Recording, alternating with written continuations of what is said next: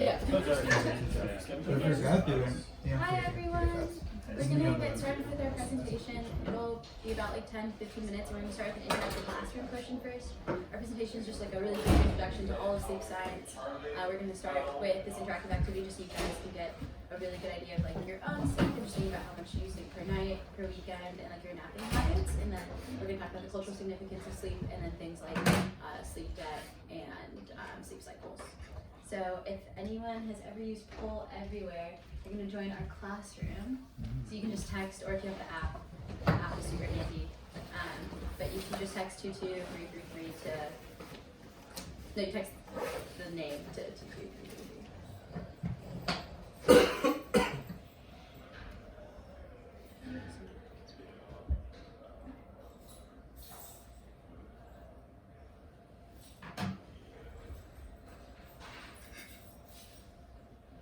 And then once you join the classroom, you can just do like a thumbs up.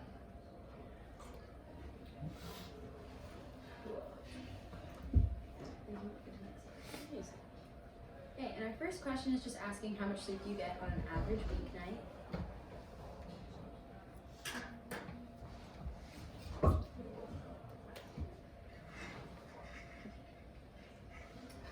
Mine doesn't work. Are people giving up a poll? There we go. You also can leave yourself anonymous if that's an option. We don't really need your names. It says that you haven't Yeah. Some people are voting. So I just okay. Okay, we're getting some really well-rested individuals. I'll show you guys on here. Okay.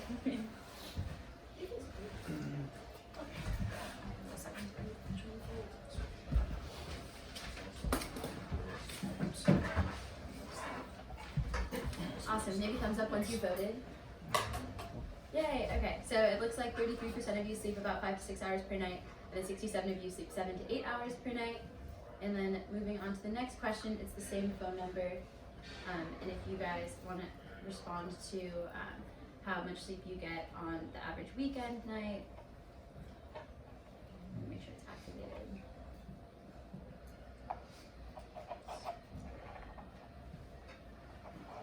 Okay.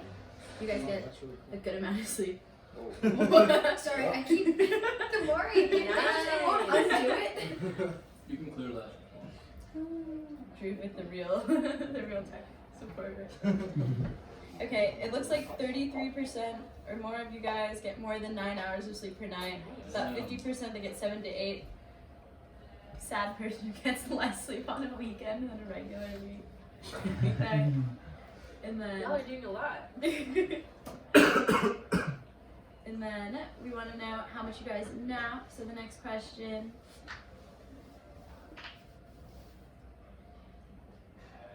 What are the letters for name? Sorry, it's not showing up. The B, A, B, C. Yeah. Oh, just sorry. Yeah.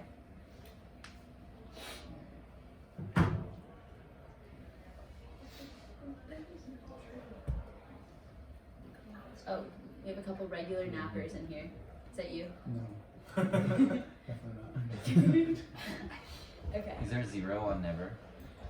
Yeah, no one naps never. No, wow. I never nap. I never nap. That's cool. Okay. Not really. You can nap at least like once a week. Okay. Sweet. Thank you guys for participating. So 71% of you nap 1 to 2 times per week, 14% 3 to 4 times a week, and then 14% every single day. Nice. And then our last question is just like an opinion question. Do you think you get enough sleep? And then the letters are just A, B, C, D. Ooh, 100% off the bat with usually. Okay. We have 29% saying sometimes, 57 saying usually, and then 14% saying I'm still not sure. So hopefully the rest of our presentation helps educate whether or not, 29% say I'm still not sure. So hopefully the 29% of you have a better understanding of whether or not you sleep enough after the rest of our presentation.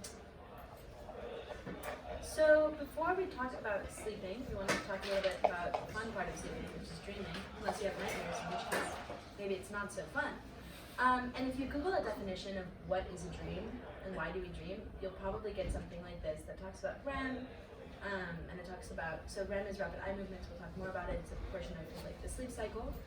But the truth about dreams is that we don't exactly know why, how, any reasoning behind dreams.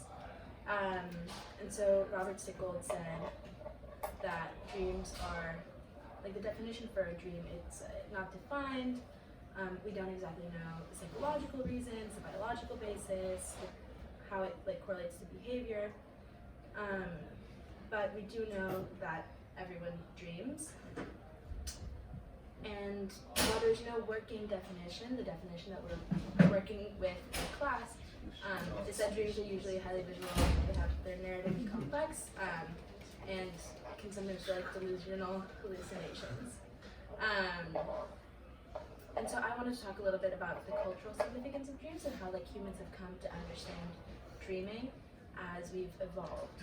So originally dreams, like way back, oftentimes dreams served as an explanation for the afterlife.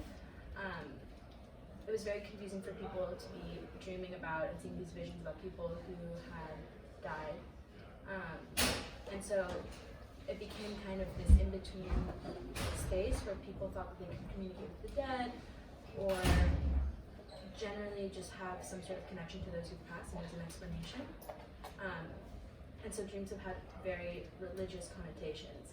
And so on the one side, dreams have had the like afterlife definition portion to them, but there is also another way that dreams have been incorporated into religion and culture, which is as a vision. And there are a lot of different cultures that have perceived dreams to be visions, premonitions, like those who are God touched are often, like it is pronounced to them that they are God touched because they've had a vision while they were sleeping. So we see that in ancient Egypt, we see it in Christianity, we see it in Judaism, we see it in Hinduism, we see it in Buddhism, we see it in Islam. There are just countless stories of different cultural, like a phenomenon where the ancient Greeks, I didn't include the picture, but the Greeks were very big into like, the mysticism behind dreams, where there's revelation when people are sleeping, and that has been historically a explanation for why we dream.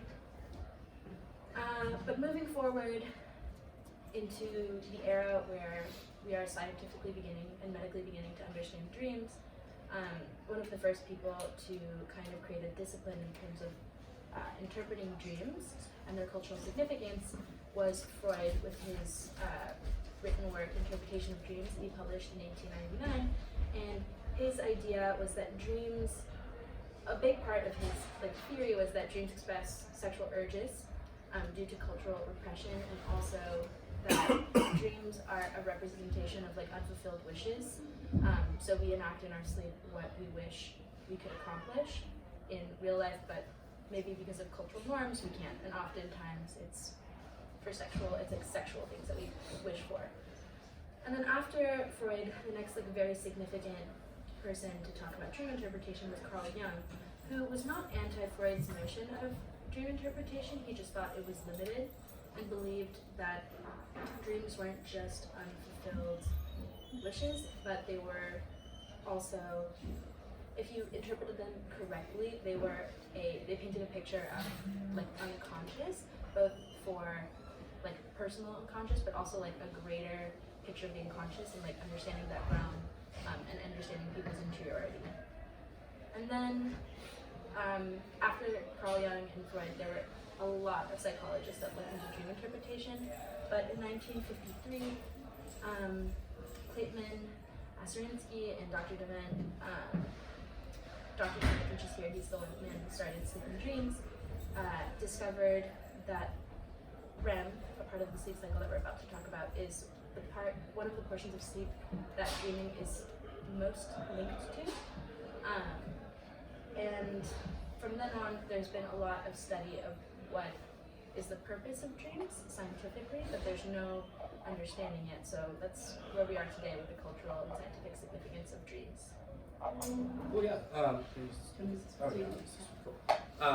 So just briefly going over what the 4 stages of sleep are, as Anastasia mentioned a little bit. So it's broken into 2 kind of big categories. The first of which is REM sleep, which is about 25% of the time you're asleep. And as she mentioned, this is where the majority of your dreaming is occurring. And so this is where your body is very still, except for your eyes, which are like moving a lot, which is indicative that you're like dreaming and thinking of things as you're asleep. And then the other 3 stages of sleep are all considered non-REM sleep, which basically just means that you don't have that like rapid eye movement occurring while you're sleeping. Stage 1 takes only about 10 minutes or less. It's very short. Stage 2 sleep is the longest period. It makes up the majority of the time you spend asleep on a given night. And stage 3 is up to about 15% of your sleep time. So each of these stages looks a little bit different in terms of what your like brain, eye, and muscle activities are doing. So this is a sample EEG, which is a brain scan while you're asleep. So if you look at the top, you can see what your brain is doing when you're awake.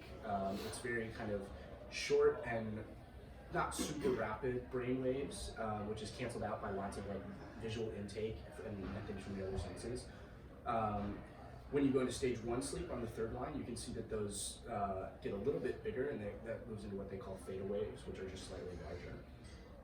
Stage 2 sleep, which is the majority of your time asleep, is characterized by these 2 things you see, one of which is sleep spindles, which is where you get this like rapid kind of back and forth for a second, and then K complexes, which is where you have a really like large high frequency brain wave. And then stage 3, which comes after that, is delta waves, which are just really kind of high, big rolling waves, brain waves. And then when you're in REM sleep, you have very fast and random brain waves, which is related to your dreaming. Yeah. So, So, one thing that I think people don't necessarily believe with sleep is that sleep debt exists. The idea that if you don't get enough sleep, then that you won't be able to catch up on it. Fortunately, you can. I think two of the fundamental principles of sleep debt is that all of your lost sleep accumulates as debt, and you can reduce that debt by getting additional sleep. For those of you that got 5 to 6 hours on weekdays, but then got 9+ hours on the weekends, that's you paying off your sleep debt over the weekends. Accumulating sleep debt occurs from recurrent sleep deprivation. So if you're continually getting only 5 hours of sleep per week, like you're building up your sleep debt more and more. Sorry, a little bit sick. Additionally, sleep debt will occur if your accumulated sleep is less than your sleep needed, and we'll have a helpful visual slide right after this to show what that looks like. And again, the best way to reduce your sleep debt is through sleep extension. So by sleeping for 10 hours on the weekends to reduce your 6 hours of sleep on the weekdays. And to determine your sleep efficiency, you have to find the time asleep divided by time in bed. So you have to look at how much time you're actually spending in bed versus how much time you're awake to determine like how efficient you are with your sleep patterns and sleep habits. So here's a quick diagram of what sleep debt looks like. It really is this simple. This is, you continue to build your sleep debt as these bubbles that change size and dimension. And you can reduce sleep debt by equalizing these two bubbles. There is some short-term impacts of sleep debt, which is drowsiness, bad memory, difficulty focusing, and often these symptoms can be mistaken for ADD or ADHD symptoms. So for younger children, are often misdiagnosed as having these deficit disorders. Long-term impacts can be obesity, diabetes, and a heightened risk of cancer, cardiovascular disease, and dementia. So it's important that people reduce their sleep debt, maintain healthy sleep lifestyles, so these long-term impacts don't compound on each other. One way to measure your sleep debt is you can use the mean sleep latency test, which I think is actually developed at Stanford. Basically, what the MSLT is you get 5 periods to rest per day that are 20 minutes long each, and they measure how long it takes you to fall asleep in those 20-minute intervals. The time that it takes you to fall asleep is your sleep latency, and if you have a lower sleep latency, meaning that you fall asleep quicker, it implies that you have higher sleep debts. Basically, because if you're so tired during the day that you maybe fall asleep during a 20-minute nap period, it likely means you're not getting enough sleep at night. Here's an example of what the MSLT test looks like. This is taken from, oh, sorry. Is it? Yeah, there it is. This is taken from a study I found in ResearchGate. But basically, measuring brain activity, you can see this is similar to the waves Eric was showing you before, but this is what it'll look like.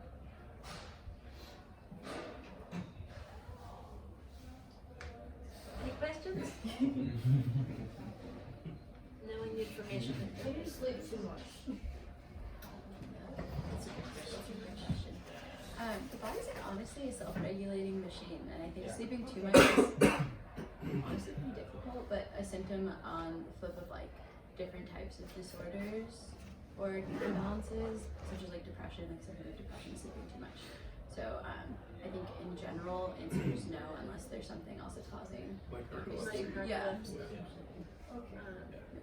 And narcolepsy is essentially when you are falling asleep at random and don't necessarily have a ton of control over it. In addition to other symptoms, like that's the basic definition.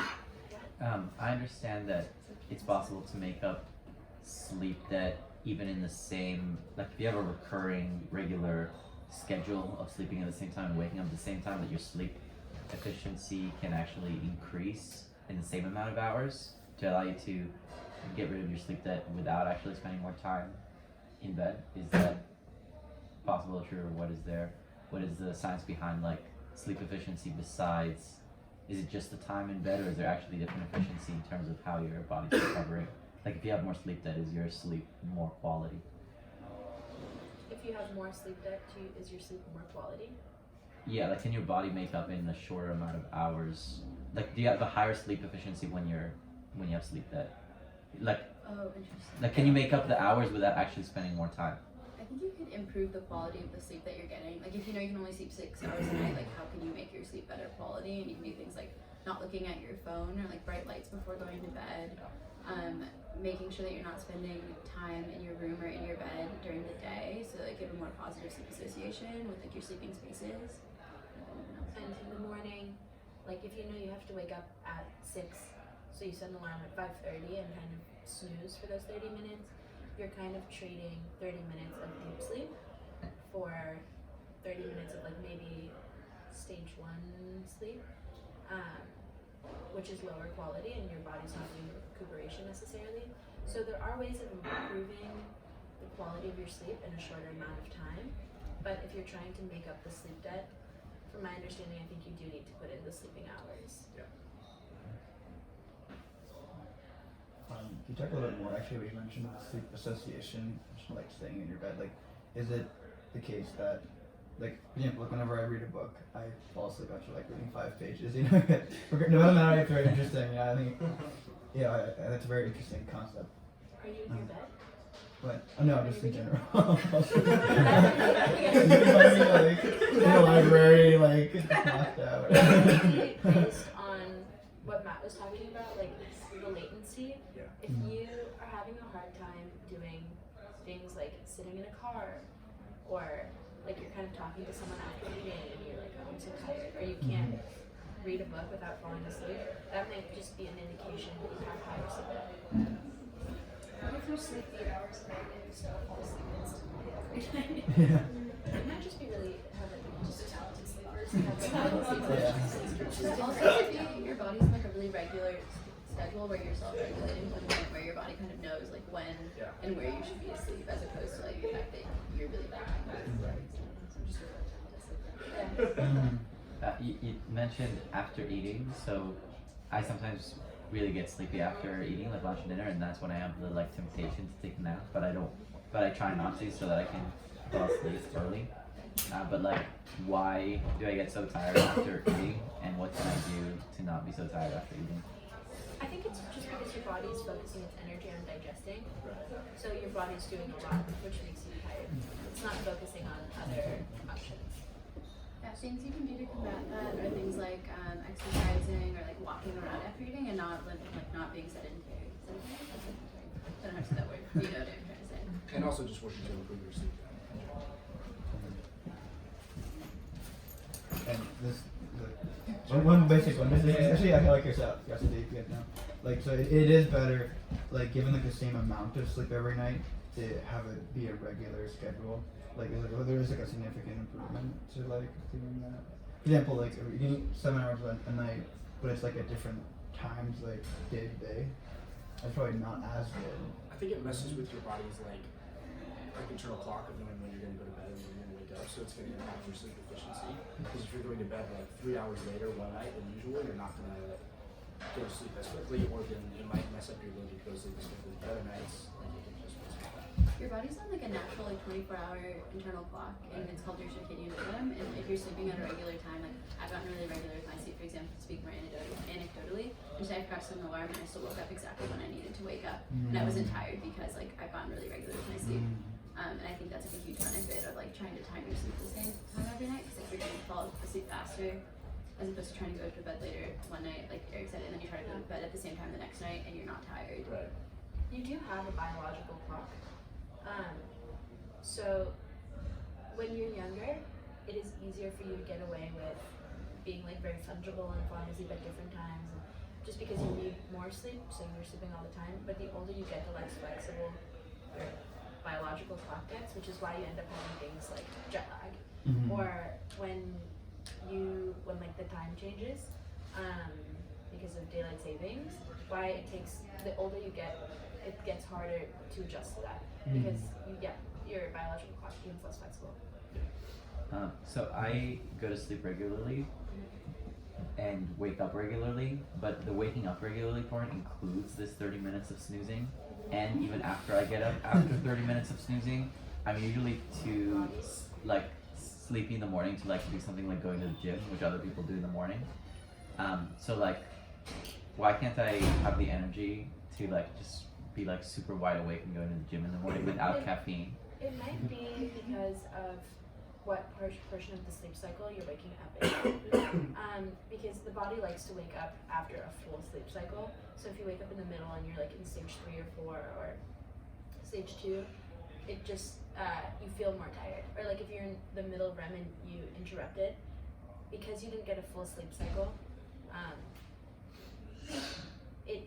the quality is less than. So like if you try to sleep in those 30 minutes of snoozing, you might finish a sleep cycle. That's also why, because sleep cycles are on, what is the timeline of sleep cycles? The 2 hours? So you can take like a really refreshing 20-minute nap, or you can take a longer sleep, and that's supposed to be like 2 hours. Like those are your kind of your periods for refreshment, which is why snoozing is kind of difficult. It's like 6 minutes or 7 minutes, but like if you want to really commit to like getting more sleep, like you should go for like 20 minutes. Which is also why like it's preferable to have like 8 hours of sleep, because it allows for the full, like it's divisible by 2 hours.